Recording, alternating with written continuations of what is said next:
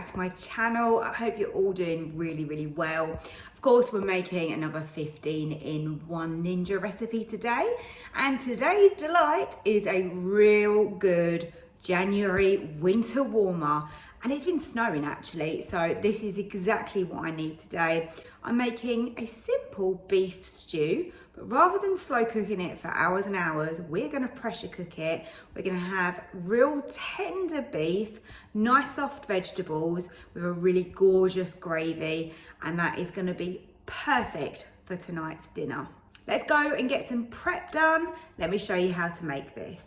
On a cold winter's day, there's nothing much better than a really nice warming stew.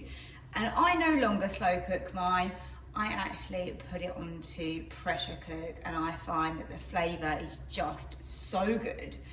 Really, you can put what vegetables you want into this. I've just got an onion here, I've got some potatoes, a leek, some very wonky carrots. Check this little guy out.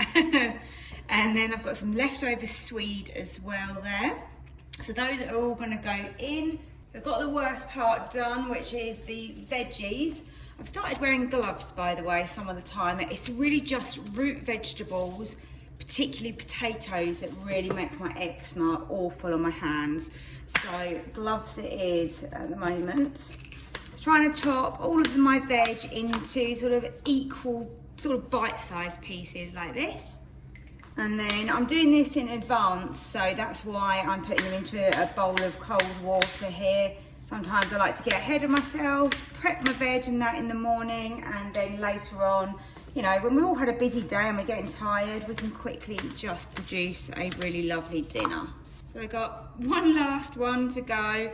Mr. Wonky, I think I'm gonna have to cut off his wonky bits.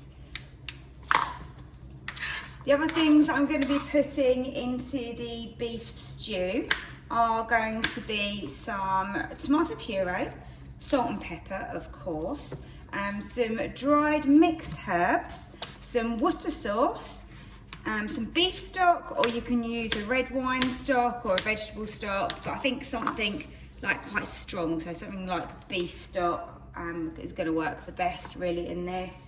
Some red wine. And then we're going to need a little bit of vegetable oil just for frying off our beef, and then a little bit of corn flour that's going to help us to thicken the stew if it needs it. So this is beef stewing steak that I bought. So I've got lots of it here. You can just trim off any sort of really thick bits of fat. Look, like this bit here. I like to trim them off. I don't mind if there's a little bit left because it will render down, but it's quite a nice lean meat. It's got a little bit of marbling through it. And again, you want to dice this up into chunks, into bite-sized pieces. So just pieces like this, and that's going to cook beautifully under pressure. I made some beef before under pressure for a pie, and it came out so well. It was so much better than slowing cooking. That didn't make sense, did it? So much better than slow cooking. Get my words out. So yeah, give it a go if you've not tried it like this. And you can serve whatever you want on the side. So maybe you want some really nice mashed potato on the side. Or if you has obviously got the potato already in the stew, you could do some dumplings with it. That would be really nice. I'm just going to serve mine with a little bit of green veg tonight. Beef is all now diced up.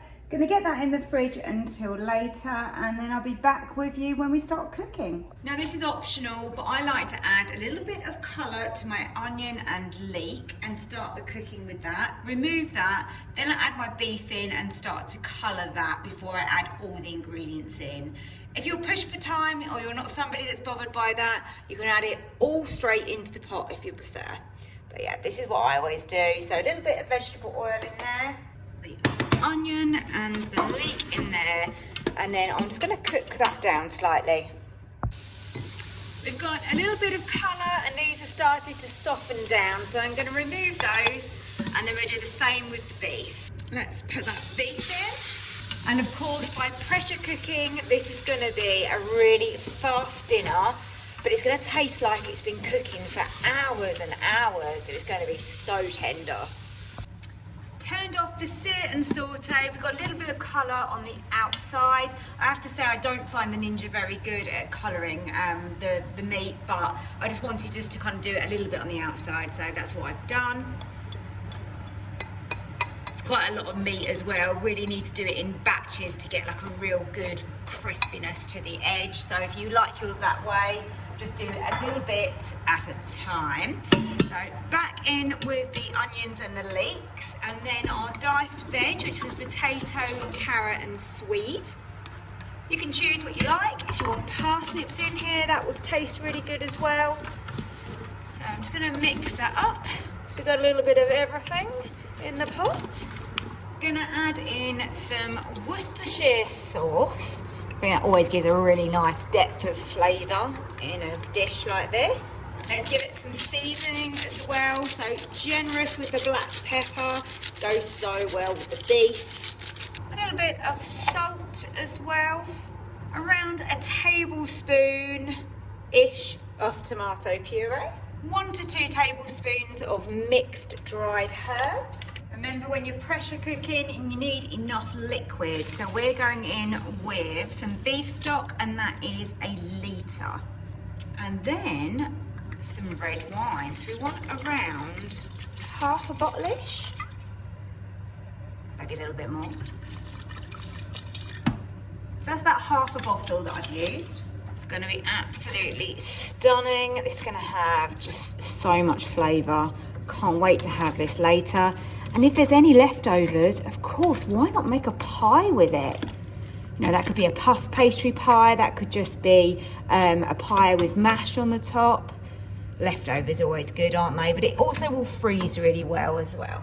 So let's get this pressure cooked. Make sure that your vent up the top is on seal. That's really important. If not, it's not going to come to pressure.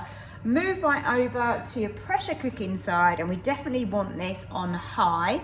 I'm going to do this on high for 30 minutes, and I want a natural release. The red wine stew is now just switched over to the natural release. As you can see here, that's been going for sort of 4.5 minutes now. I'll let you know in total how long that takes.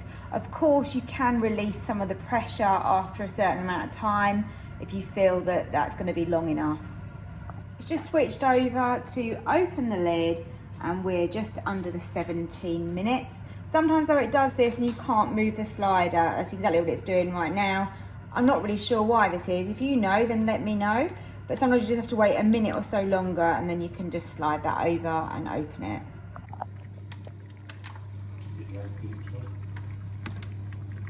Look at this.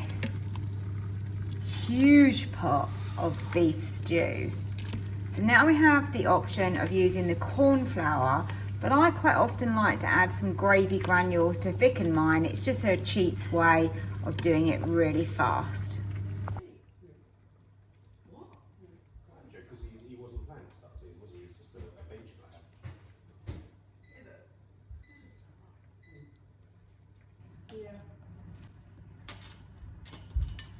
This has turned out so well. The beef is so tender, it is literally just falling apart. Let's give you a little close-up of that. Look at that. It's like it's been slow cooked all day long. Absolutely gorgeous.